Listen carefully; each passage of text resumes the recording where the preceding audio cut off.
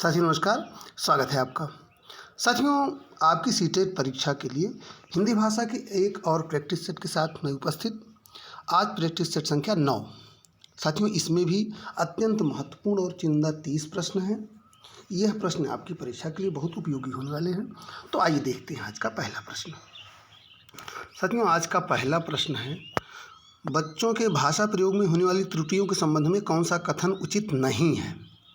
चारों विकल्पों को देखते हैं। त्रुटियों का अर्थ है भाषा अज्ञानता। त्रुटियां बच्चों की मदद का मार्ग तय करती हैं। त्रुटियों का अर्थ नहीं है शिक्षक में कमी। त्रुटियां सीखने की प्रक्रिया का एक पड़ाव है। तो आपने चार विकल्पों को ध्यान से देख लिया होगा। इसमें सबसे उचित और सटीक विकल्प क्या है? विकल्प संख्या 1। त्रुटियों का अर्थ है भाषा अज्ञानता। यह कथन बिल्कुल उचित नहीं है भाषा प्रयोग में होने वाली त्रुटियों के संदर्भ में। ठीक है, चलिए देखते हैं अगला प्रश्न। प्रश्न संख्या 2। निम्नलिखित में कौन सा प्रश्न बच्चों के भाषा आकलन की दृष्टि से सर्वाधिक उपयोगी है? चार प्रश्नों को देखिए। ईदगाह कहानी को अपनी भाषा में सुनाइए। ईदगाह कहानी में हामिद ने क्या खरीदा? ईदगाह कहानी के मुख्य पात्र बताइए। ईदगाह कहानी की मुख्य घटनाएं बताइए। तो भाषा आकलन की दृष्टि से सर्वाधिक उचित प्रश्न या सर्वाधिक उपयोगी प्रश्न है साथियों विकल्प संख्या 1। ईदगाह कहानी को अपनी भाषा में सुनाइए। ठीक है, चलिए देखते हैं अगला प्रश्न। प्रश्न संख्या 3। बच्चे सामाजिक अंतःक्रिया से भाषा सीखते हैं। यह विचार किसका है? देखिए, चार विद्वानों को नाम दिए गए हैं। पियाजे का, स्किनर का, पावलोव का, वाइगोत्स्की का। तो सही उत्तर क्या है? सही उत्तर है साथियों विकल्प संख्या 4। यह बच्चे सामाजिक अंतःक्रिया से सीखते हैं, यह विचार वाइगोत्स्की का है। ठीक है, देखते हैं अगला प्रश्न। प्रश्न संख्या 4। प्राथमिक स्तर पर भाषा कौशलों का विकास डैश डैश डैश। चार विकल्प दिए हैं। साध्य है, संभव नहीं है, कठिन है, साधन है। सबसे उचित और सटीक विकल्प है साथियों विकल्प संख्या 1। प्राथमिक स्तर पर भाषा कौशलों का विकास साध्य है। ठीक है, देखते हैं प्रश्न संख्या 5। डैश डैश वाले बच्चों को मुख्यतः लिखने में कठिनाई का सामना करना पड़ता है। चार विकल्प देखिए। डिस्ग्राफिया, डिस्कैलकुलिया, अफ्रेजिया और डिसलेक्सिया। तो यहाँ सटीक विकल्प है साथियों विकल्प संख्या 1 डिस्ग्राफिया। डिस्ग्राफिया वाले बच्चों को लिखने में कठिनाई का सामना करना पड़ता है। देखते हैं प्रश्न संख्या 6। प्रश्न संख्या 6 है साथियों, एक 3 साल के बच्चे से किसी विषय पर अच्छी तरह से बातचीत की जा सकती है जो उसके डैश डैश दायरे के अंतर्गत आता हो। प्रश्न को एक बार पुनः ध्यान से देख लीजिए। एक 3 साल के बच्चे से किसी भी ऐसे विषय पर अच्छी तरह से बातचीत की जा सकती है जो उसके डैश डैश दायरे के अंतर्गत आता हो। चार विकल्प देखिए। एक शब्द ये उसमें से भरा जाना है। संज्ञानात्मक, भौगोलिक, विद्यालयी, भावनात्मक। तो यहाँ सबसे उचित विकल्प है साथियों विकल्प संख्या 1 संज्ञानात्मक। एक 3 साल के बच्चे से किसी भी ऐसे विषय पर अच्छी तरह से बातचीत की जा सकती है जो उसके संज्ञानात्मक दायरे के अंतर्गत आता हो। ठीक है, चलिए देखते हैं प्रश्न संख्या 7 अगला प्रश्न। हिंदी भाषा शिक्षक का यह प्रयास होना चाहिए कि वह, चारों विकल्पों को देखते हैं। बच्चों की भाषा संबंधी सहज रचना शक्ति को बढ़ने के अवसर दें। बच्चों की मातृभाषा के स्थान पर हिंदी भाषा को ही कक्षा में स्थान दें। बच्चों को मानक भाषा का प्रयोग करने के केवल अवसर दें। बच्चों को भाषा संबंधी अधिकाधिक गृह कार्य दें। तो यहाँ सबसे उचित और सटीक विकल्प है साथियों विकल्प संख्या 1। हिंदी भाषा शिक्षक का प्रयास होना चाहिए कि बच्चों की भाषा संबंधी सहज रचना शक्ति को बढ़ने के अवसर दें। ठीक है, चलिए देखते हैं अगला प्रश्न। प्रश्न संख्या 8। यहाँ देखिए खाली जगह दी गई है। डैश डैश भाषा का महत्वपूर्ण प्रकार यह है। सुनना, अक्षर ज्ञान, संप्रेषण और लेखन। तो यहाँ सबसे उचित विकल्प है साथियों विकल्प संख्या 3। संप्रेषण भाषा का सबसे महत्वपूर्ण प्रकार है। देखते हैं प्रश्न संख्या 9। प्रश्न संख्या 9 कह रहा है साथियों, प्राथमिक स्तर पर बच्चों में लिखने का कौशल इस सीमा तक हो कि वह सुंदर अक्षरों में लिख सकें, छोटी कहानी लिख सकें, विभिन्न उद्देश्यों के लिए लिख सकें, मानक वर्तनी में लिख सकें। तो सबसे सही उत्तर, सबसे सटीक उत्तर क्या है इसमें साथियों विकल्प संख्या 3 विभिन्न उद्देश्यों के लिए लिख सकें। ठीक है, देखते हैं प्रश्न संख्या 10। पहली कक्षा की हिंदी भाषा की पाठ्यपुस्तक में आप किस विधा को सर्वाधिक महत्व देंगे? कहानी, नाटक, डायरी, निबंध। तो यहाँ सबसे उचित विकल्प, सबसे सटीक विकल्प है कहानी। ठीक है, चलिए देखते हैं अगला प्रश्न। प्रश्न संख्या 11, लिखना सीखने में सबसे अधिक महत्वपूर्ण है अक्षर ज्ञान, शब्द ज्ञान, वाक्य संरचना और अर्थ की अभिव्यक्ति। तो यहाँ सबसे उचित विकल्प क्या है? लिखना सीखने में सबसे अधिक महत्वपूर्ण है अर्थ की अभिव्यक्ति। सही विकल्प विकल्प संख्या 4। चलिए देखते हैं अगला प्रश्न। प्रश्न संख्या 12, वाइगोत्स्की ने भाषा विकास का डैश डैश परिप्रेक्ष्य प्रस्तुत किया। 4 विकल्प देखिए, व्यवहारवादी, समाज सांस्कृतिक, व्यवहार सांस्कृतिक, संज्ञानवादी। तो यहाँ सही विकल्प क्या है साथ में? यहाँ सही उत्तर है विकल्प संख्या 2। वाइगोत्स्की ने भाषा विकास का समाज सांस्कृतिक परिप्रेक्ष्य प्रस्तुत किया। देखते हैं अगला प्रश्न। प्रश्न संख्या 13, तीसरी कक्षा का मोहित अक्सर पढ़ते समय शब्दों की पुनरावृत्ति करता है। साथियों पुनः निवेदन, प्रश्नों को बहुत ध्यान से सुनिए, प्रश्नों को बहुत ध्यान से पढ़िए। तीसरी कक्षा का मोहित अक्सर पढ़ते समय शब्दों की पुनरावृत्ति करता है। आप उसके पठन के बारे में क्या कहेंगे? उसे पढ़ना नहीं आता है, उसे पढ़ने में बहुत कठिनाई होती है, वह अर्थ की खोज में पुनरावृत्ति करता है। यहाँ को की जगह की होगा। वह अर्थ की खोज में पुनरावृत्ति करता है, उसे शब्द पढ़ने में कठिनाई होती है। तो यहाँ साथियों सबसे उचित विकल्प है विकल्प संख्या 3। वह अर्थ की खोज में पुनरावृत्ति करता है। ठीक है, चलिए देखते हैं अगला प्रश्न। प्रश्न संख्या 14, कहानी के संदर्भ में कौन सा कथन उपयुक्त लगता है?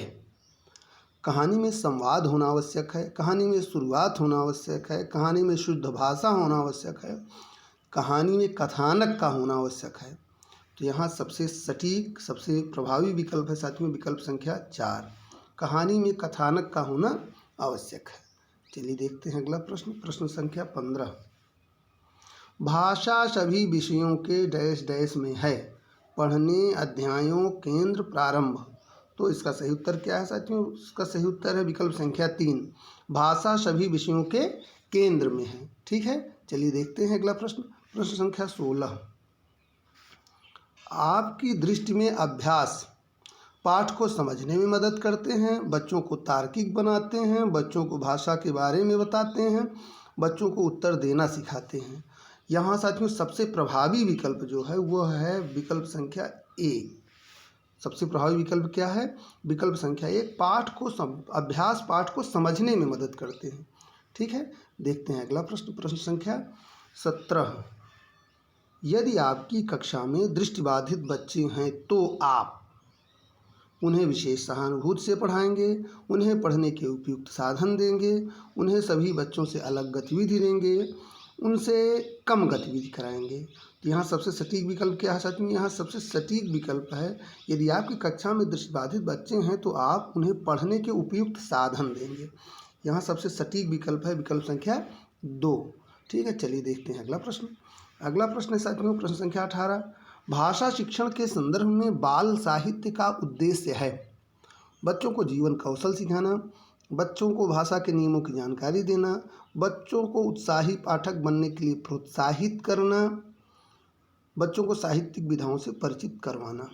तो यहाँ सबसे प्रभावी और उचित विकल्प है विकल्प संख्या 3। बाल साहित्य का उद्देश्य है बच्चों को उत्साही पाठक बनने के लिए प्रोत्साहित करना। चलिए देखते हैं अगला प्रश्न। प्रश्न संख्या 19, बच्चों को कहानी सुनाने की उपयोगिता सिद्ध होती है कहानी कहने के तरीके द्वारा, कहानी में गुंथे हुए नैतिक मूल्यों के आधार पर, कहानी से मिलने वाली ज्ञान विज्ञान की जानकारी पर, कहानी से मिलने वाली सीख पर। तो सबसे प्रभावी विकल्प है साथियों विकल्प संख्या 4 इसका। बच्चों को कहानी सुनाने की उपयोगिता सिद्ध होती है कहानी से मिलने वाली सीख द्वारा। ठीक है, चलिए देखते हैं प्रश्न संख्या 20, बहुत महत्वपूर्ण और ये तकनीकी प्रश्न है। अवलोकन को आकलन का भाग तभी कहा जा सकता है जब अवलोकन प्रतिदिन प्रत्येक बच्चे का किया जा रहा हो, लड़के लड़कियों का अलग अलग किया जा रहा हो, अनिवार्यतः औपचारिक रूप से किया जा रहा हो, नियमित रूप से किया जा रहा हो। तो यहाँ सबसे उचित और सटीक विकल्प है साथियों विकल्प संख्या 1। अवलोकन को आकलन का भाग तभी कहा जा सकता है जब अवलोकन प्रतिदिन प्रत्येक बच्चे का किया जा रहा हो। ठीक है साथियों, देखते हैं अगला प्रश्न, प्रश्न संख्या 21।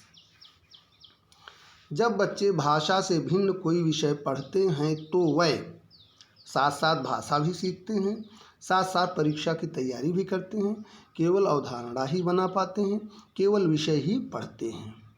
तो यहाँ सबसे उचित विकल्प कौन है? विकल्प संख्या 1। जब बच्चे भाषा से भिन्न कोई विषय पढ़ते हैं तो वह साथ साथ भाषा भी सीखते हैं। देखते हैं अगला प्रश्न, प्रश्न संख्या 22। निम्नलिखित में कौन सा कथन प्राथमिक स्तर पर भाषा सीखने के एक महत्वपूर्ण उद्देश्य की ओर संकेत करता है? 4 विकल्प देखिए। गणित के पाठ्यक्रम के अनुरूप हिंदी में संख्याएं जानना, संज्ञा सर्वनाम विशेषण और वचन की शुद्ध पहचान करना, भाषण वाद विवाद एवं कविता पाठ में भाग लेना, भाषा को अपने परिवेश एवं अनुभव को समझने का माध्यम बनाना। तो यहाँ साथियों प्राथमिक स्तर पर भाषा सीखने के लिए का महत्वपूर्ण उद्देश्य है कि भाषा को अपने परिवेश एवं अनुभव को समझने का माध्यम बनाना। सटीक विकल्प विकल्प संख्या 4। चलिए देखते हैं प्रश्न संख्या 23। व्याकरण के ज्ञान का मुख्य उद्देश्य है। विकल्पों को देखते हैं। भाषा प्रयोग के व्याकरण का ध्यान रखना, भाषा प्रयोग में अति शुद्धतावादी होना, व्याकरणिक बिंदुओं की परिभाषा याद करना, व्याकरणिक तत्वों की सूची बनाना। तो साथियों सही इसमें सबसे प्रभावी और सबसे उचित विकल्प है व्याकरण के ज्ञान का मुख्य उद्देश्य भाषा प्रयोग में व्याकरण का ध्यान रखना। विकल्प संख्या 1 सही उत्तर, विकल्प संख्या 1। चलिए देखते हैं अगला प्रश्न, प्रश्न संख्या 24। अनुस्वार एवं अनुनासिक का प्रयोग करने संबंधी त्रुटियों को दूर किया जा सकता है। छपी सामग्री से समृद्ध वातावरण देकर, अनुस्वार वाले शब्दों की सूची बनाकर, स्वयं सही उच्चारण का आदर्श प्रस्तुत कर, अनुनासिक के नियम बताकर। तो यहाँ सबसे उचित विकल्प है साथियों विकल्प संख्या 3, स्वयं सही उच्चारण का आदर्श प्रस्तुत कर। क्योंकि बच्चे अनुकरण करके आपसे सीखते हैं, तो यह सबसे आवश्यक है कि आप स्वयं सही उच्चारण करें। ठीक है ना। तो चलिए देखते हैं अगला प्रश्न, प्रश्न संख्या 25। पाठ्यपुस्तक का नया पाठ प्रारंभ करने से पहले अध्यापक के लिए आवश्यक है कि वह पाठ से मिलने वाली सीख के बारे में बताए, पाठ के मूल भाव पर बातचीत करे, पाठ के कठिन शब्दों को श्याम पट पर लिखकर उनका अर्थ बताए, पाठ के रचनाकार का परिचय करवाए। साथियों प्रश्न को एक बार पुनः ध्यान से देखिए तो आपको उत्तर स्पष्ट हो जाएगा। यहाँ कह रहा है कि पाठ्य पुस्तक का नया पाठ प्रारंभ करने से पहले अध्यापक को क्या करना है। तो पाठ्य पुस्तक का नया पाठ प्रारंभ करने से पहले अध्यापक के लिए आवश्यक है कि वह पाठ के मूल भाव पर बातचीत करें। तो सही उत्तर है साथियों विकल्प संख्या 2, पाठ के मूल भाव पर बातचीत करें। ठीक है। चलिए देखते हैं अगला प्रश्न, प्रश्न संख्या 26। लिखना और पढ़ना सीखने के संदर्भ में कौन सा कथन सबसे उपयुक्त है? 4 विकल्प देखिए। पढ़ना सीखने की तुलना में लिखना सीखना जटिल है, लिखना सीखने की तुलना में पढ़ना सीखना जटिल है, दोनों कौशल एक एक करके सीखे जाते हैं, और अंतिम विकल्प है लिखना और पढ़ना सीखना समान रूप से अंतः संबंधित है। तो सबसे उपयुक्त कथन है इसमें साथियों विकल्प संख्या 4, लिखना और पढ़ना सीखना समान रूप से अंतः संबंधित हैं। चलिए देखते हैं प्रश्न संख्या 27। बहुत ध्यान से देखिएगा।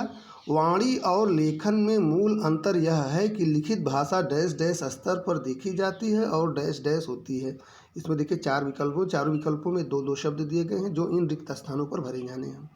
चेतन स्वाभाविक, अचेतन स्वाभाविक, अचेतन कालबद्ध और सचेतन कालबद्ध। तो यहाँ साथियों सबसे उचित विकल्प है विकल्प संख्या 4। वाणी और लेखन में मूल अंतर यह है कि लिखित भाषा सचेतन स्तर पर देखी जाती है और कालबद्ध होती है। ठीक है। चलिए देखते हैं अगला प्रश्न, प्रश्न संख्या 28। भाषा नियमों द्वारा नियंत्रित डैश डैश का माध्यम भर नहीं है बल्कि वह हमारी सोच को भी निर्मित करती है। तो यहाँ देखिए 4 शब्द दिए गए हैं, उसमें से कौन सा उचित शब्द इस खाली स्थान में भरा जाएगा? सौंदर्य बोध, संस्कृति, संप्रेषण, कला। तो यहाँ साथियों सबसे उचित विकल्प है विकल्प संख्या 3, संप्रेषण। भाषा नियमों द्वारा संप्रेषण का माध्यम भर नहीं है बल्कि यह हमारी सोच को भी निर्मित करती है। ठीक है। चलिए देखते हैं अगला प्रश्न, प्रश्न संख्या 29। बच्चे की भाषा समाज के साथ संपर्क का ही परिणाम है। यह विचार किसका है? 4 विद्वानों के नाम दिए गए हैं, देखिए पियाजे, चॉम्स्की, स्किनर और वाइगोत्स्की। तो यह साथियों यह कथन है वाइगोत्स्की का। बच्चे की भाषा समाज के साथ संपर्क का ही परिणाम है, ये वाइगोत्स्की का कथन है। बहुत महत्वपूर्ण प्रश्न है, इसको आप ध्यान से देख लीजिए। देखते हैं अगला प्रश्न साथियों। अगला प्रश्न है, भाषा अर्जित करने की स्थिति में बच्चे, चारों विकल्पों को देखिए, भाषिक नियमों को स्वाभाविक रूप से रटते हैं, कभी कोई त्रुटि नहीं करते हैं, अधिकतर त्रुटियां ही करते हैं, और विकल्प 4 देखिए, भाषिक नियमों को स्वाभाविक रूप से ग्रहण करते हैं। तो यहाँ अर्जित करने की स्थिति में साथियों बच्चे भाषिक नियमों को स्वाभाविक रूप से ग्रहण करते हैं, तो सबसे उचित विकल्प है विकल्प संख्या 4, भाषिक नियमों को स्वाभाविक रूप से ग्रहण करते हैं। तो साथियों तेज़ी से हमने आज के प्रैक्टिस सेट के प्रश्न 1 से 30 को देख लिया। आशा करता हूँ कि यह आपके लिए उपयोगी सिद्ध होंगे। तो फिलहाल आज के लिए इतना ही। मिलते हैं अगले वीडियो में एक नए प्रैक्टिस सेट के साथ, एक नए प्रकरण के साथ। तब तक के लिए धन्यवाद। नमस्कार।